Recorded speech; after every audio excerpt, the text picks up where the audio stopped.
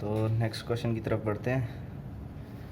तो एक क्वेश्चन था mod z minus 2 plus mod z minus 3 equal to 4 is equation of. तो पहला था पैराबोला, दूसरा था एलिप्स, तीसरा था हाइपरबोला, चौथा था सर्कल। तो मैंने इसका आंसर एलिप्स किया है। मेरे को दो इसके फोकस दिख रहे थे, बाकी मैं श्योर नहीं हूँ। कोई मेरे को बता देना अगर मैं गलत हूँ तो। Okay, moving to next question. तो थोड़ा EMT की तरफ चलते हैं। तो एक क्वेश्चन तो नेट का ही रिपीट हो गया था। यही बताया था कि एक बार मैग्नेट है ना, और वो एक कॉइल की तरफ जा रही है, तो बताइए उसका ग्राफ क्या होगा। तो वही कि जो EMF उसमें इंड्यूस्ड होगा, EMF जो इंड्यूस्ड होगा वो पहले मतलब अपोजिट डायरेक्शन अब हमेशा रिपेल करेगा। अपोजिट डायरेक्शन, तो इस तरीके का उसका आंसर आ जाना था। और फर्दर फालतू फालतू के ग्राफ दिए हुए थे, ऐसे और उल्टा इसका, तो ये था। ओके, और एक क्वेश्चन था कि एक सॉलिड सिलेंडर है ना, जिसका रेडियस r है और उसके पूरे सरफेस पे यूनिफॉर्मली करंट डिस्ट्रीब्यूटेड है I। तो हाँ, तो इसमें बोला था कि magnetic field inside the cylinder हमें निकालनी है एट सम डिस्टेंस r। तो सबसे पहले तो हम करंट लिख लेते हैं। सबसे पहले हम करंट डेंसिटी लिख लेते हैं, J is equal to I upon pi are square, है ना। तो ये हमारी कुछ करंट डेंसिटी हो गई। फिर हम कुछ नहीं, गॉस लॉ लगा देना है। तो कुछ नहीं, B dot d l is equal to mu not into I enclosed, है ना। तो B इंटू 2 पाई आर, किसी हम r डिस्टेंस पे निकाल रहे हैं, is equal to mu not integration J dot d A, है ना। तो ये कितना आएगा, म्यू नॉट इंटीग्रेशन J क्या है, I upon pi are square into pi sum R square D R. Sorry D L जो होता है सिलेंडर के लिए हमारा D R R cap plus R D phi cap plus D Z cap, है ना। तो जो हमारा सरफेस एरिया होगा वो हमारा आर और फाई से मिलके बनेगा। तो ये हो जाएगा आर डी फाई, है ना। तो B into 2 pi R equal to mu naught I upon pi are square. तो R का इंटीग्रेशन यहाँ पे जब करेंगे तो R स्क्वायर बाई 2 आ जाएगा, R स्क्वायर बाई 2। फाई का तो 2 पाई आ ही जाता है, यहाँ से 2 पाई से 2 पाई कट गया। तो जो B आया वो आया mu naught I R by 2 pi are square. तो ये आंसर हो गया। तो moving to next question. Capacitor के शायद 2-3 क्वेश्चन आए थे, काफ़ी ज़्यादा साले में, और कहीं भी मच्छर। हाँ ओके, तो हाँ, तो कैपेसिटर से काफ़ी सारे क्वेश्चन आए थे। और कैपेसिटर था, उसका बोला कि एक सेपरेशन डी है ना, और जिसमें हाँ मतलब rate of change of voltage with time हमें कुछ क्वांटिटी गिवन थी। तो बोला था कि डिस्प्लेसमेंट करंट निकालो। तो बहुत सिंपल है, डिस्प्लेसमेंट करंट क्या होता है, epsilon naught del E by del T, E क्या होता है वी बाई डी, है ना। तो ये हो जाएगा epsilon naught by D del V by del T. तो ये इसका आंसर हो जाना था। तो बहुत इजी क्वेश्चन आया था ये। तो मेन पॉइंट यही है कि इस पेपर में जो आप लोग है टाइम को मतलब बहुत वाइजली यूज़ करिए, क्योंकि क्वेश्चंस इजी हैं। कहीं ऐसा ना हो कि आप किसी क्वेश्चन पर अटक जाएं और बहुत सारे इजी क्वेश्चन छूट जाएं। और हाँ, एक ब्रेक डाउन वोल्टेज पे आया था,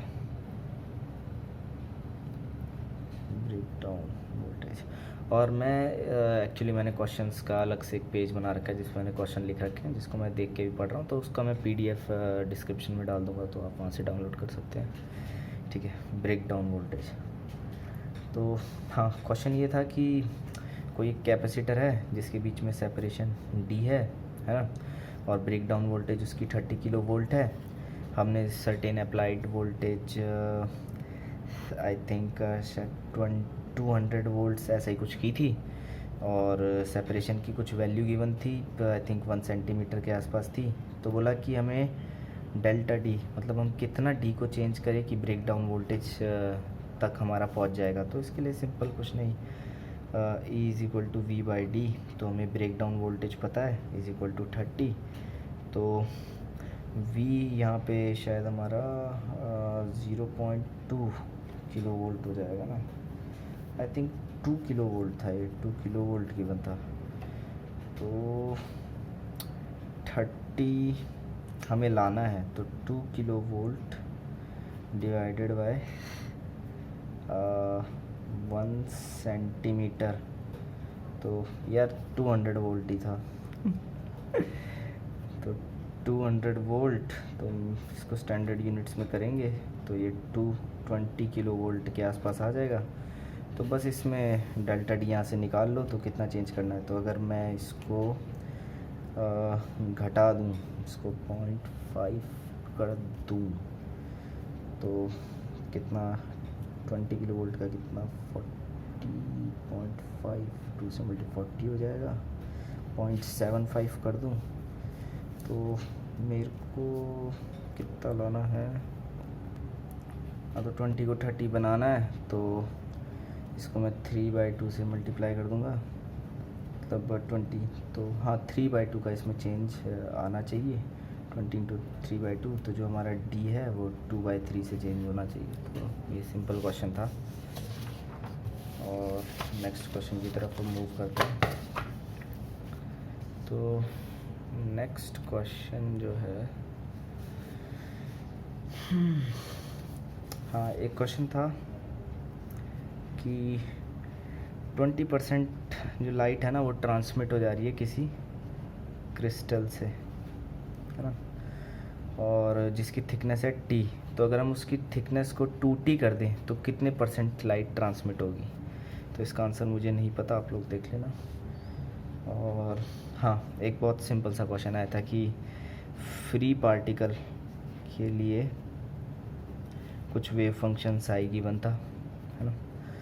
तो इसके लिए बोला था कि आप एनर्जी निकालो। तो बहुत ही सिंपल क्वेश्चन था, फ्री पार्टिकल के लिए पोटेंशियल 0, तो जो हमारा हैमिल्टोनियन होगा वो p²/2m हो जाएगा। तो p जो होता है वो हमारा क्या होता है, -IH del/del x। तो h जो हो जाएगा वो -h²/2m del² of psi is equal to E psi. तो बस यहाँ से एनर्जी आ जाएगी। और नेक्स्ट क्वेश्चन की तरफ मूव करते हैं। इसमें एक बोला था कि 3 पार्टिकल हैं, 3 particles in 1 dimensional square well में रखे हुए हैं, है ना, जिनका जो मास है वो रेशो में है 1:2:3 में। तो उसमें बोला कि एनर्जी का रेशो बताना है, energy second excited state divided by energy ground state. तो ग्राउंड स्टेट, ओके। तो ये क्वेश्चन आप लोग कर लेना। नेक्स्ट क्वेश्चन 25 की तरफ पढ़ते हैं। तो एक क्वेश्चन था कि कुछ फंक्शन दिया हुआ है d²/dx² + x², और इसमें हम एक एक्स्ट्रा टर्म ऐड कर रहे हैं λx। तो अब इसकी बताओ एनर्जी क्या होगी। तो कुछ नहीं है, कुछ हार्मोनिक ऑसिलेटर जैसा दिख रहा है विद सम यूनिट मास, जिसमें h बार और m को मैं 1 कर दूं। और तो इसमें λx का परटर्बेशन ऐड करने की तरीका ये होता है x² + λx। तो ये बहुत सिंपल होता है, इसमें कुछ नहीं, इसको स्क्वायरिंग मेथड से कर दो। मतलब क्या करो कि x + λ बाय 2 का whole square minus lambda square by 4। इसको ऐसे लिख सकता हूँ क्योंकि अल्टीमेटली क्या हो जाएगा, x square plus lambda x जो यहाँ पे है minus lambda square by 4, sorry plus lambda square by 4, तो यहाँ से minus lambda square by 4, they will cancel out. तो ये तो जस्ट एक कांस्टेंट टर्म ऐड है एक्स के साथ, है ना। तो एनर्जी हमें हार्मोनिक ऑसिलेटर की पता ही है कि एच बार हाफ एच बार ओमेगा होती है ना, हाफ एच बार ओमेगा। तो पर क्योंकि इसमें एच बार ओमेगा सब 1 है तो इसमें ये हो जाएगी half minus lambda square by 4। तो ये आंसर इसका आ जाएगा।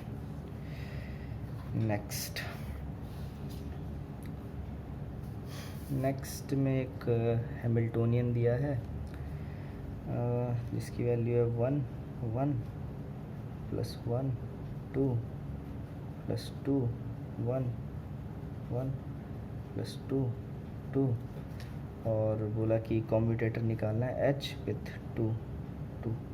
तो ये तो बहुत ही सिंपल क्वेश्चन है, कुछ नहीं करना, बस इसमें पुट कर दो।